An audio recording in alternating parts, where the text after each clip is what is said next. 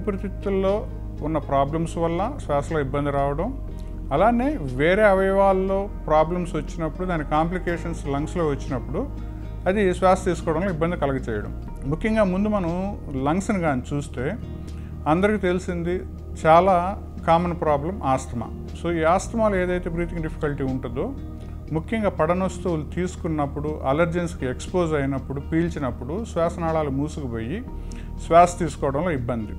ఇది సాధారణంగా reversible phenomena. అంటే మనం మందులు తీసుకున్నప్పుడు పూర్తిగా ఈ శ్వాస తీసుకోవడంలో ఏదైతే ఇబ్బంది ఉంటుందో మొత్తం క్లియర్ అయిపోతుంది. ఆ మెడిసిన్స్ని కంటిన్యూ చేసుకుంటే మళ్ళీ శ్వాసలో ఇబ్బంది రాకుండా మనం కాపాడుకోవచ్చు. అలానే ఇంకొక రెండో ముఖ్యమైన కారణం వచ్చి క్రానిక్ బ్రాంకైటిస్. అంటే స్మోకింగ్ ఎక్కువ ఎక్స్పోజ్ అయిన వాళ్ళు, అలానే ఇంట్లో లేడీస్ ఈ ఫైర్వుడ్ కుకింగ్, ముఖ్యంగా కట్టె పుల్లలు, పొయ్యిలు వాడినప్పుడు, దీర్ఘకాలికంగా వీటికి ఎక్స్పోజ్ అయినప్పుడు ఏదైతే క్రానిక్ బ్రాంకైటిస్, సిఓపిడి వస్తుందో దానిలో వచ్చే శ్వాసలో ఇబ్బంది.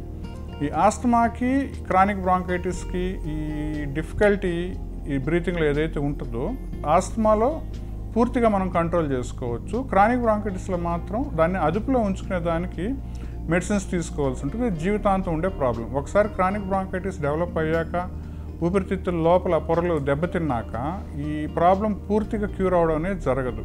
కొద్ది దూరం నడిచినా, మెట్లు ఎక్కినా, ఏదైనా చిన్న పని చేసినా, వంగిలేసినా, బరువు మోసినా కానీ వీళ్ళల్లో శ్వాస తీసుకోవడం ఇబ్బంది చూస్తూ ఉంటాం.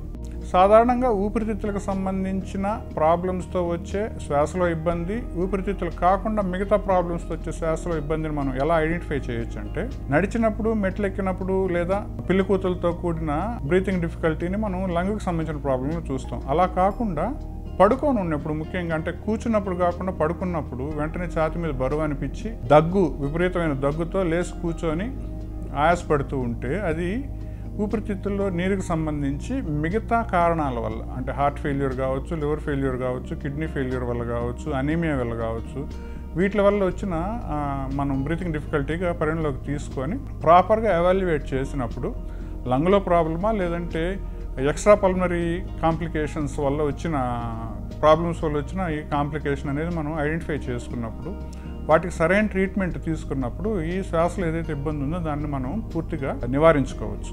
సో ఒకసారి ఈ రకమైన శ్వాసలో ఇబ్బంది కలిగినప్పుడు ఫస్ట్ దేనివల్ల ఈ శ్వాసలో ఇబ్బంది కలుగుతూ ఉంది, సో ముక్కులో ప్రాబ్లమా, ఛాతీలో ప్రాబ్లమా, లేదంటే శరీరంలో ముఖ్యమైన అవయవాలు ఏవైతే ఉన్నాయో వాటిలో ఏమైనా ఇబ్బంది ఉందని ఒకసారి ఐడెంటిఫై చేసుకున్నాక వాటికి సంబంధించిన ట్రీట్మెంట్ తీసుకున్నప్పుడు ఈ శ్వాసలో ఏదైతే ఇబ్బంది ఉందో దాన్ని మనం దూరంగా ఉంచవచ్చు. ముఖ్యంగా ఆస్తమాకి సంబంధించిన ప్రాబ్లం అయితే మాత్రం ఇన్హేలర్స్ రూపంలో వాటిని తీసుకుంటూ అలర్జెన్స్ నుంచి దూరంగా ఉండడం, అలానే క్రానిక్ బ్రాంకైటిస్ ఉండేవాళ్ళు స్మోకింగ్ ఆపేయడం, ఇన్హేలర్స్ని రెగ్యులర్గా తీసుకోవడం, ఎక్కువ పొగకి ఎక్స్పోజ్ కాకుండా ఉండడం, పడని వాటిల నుంచి దూరంగా ఉండడం చూసుకోవాలి.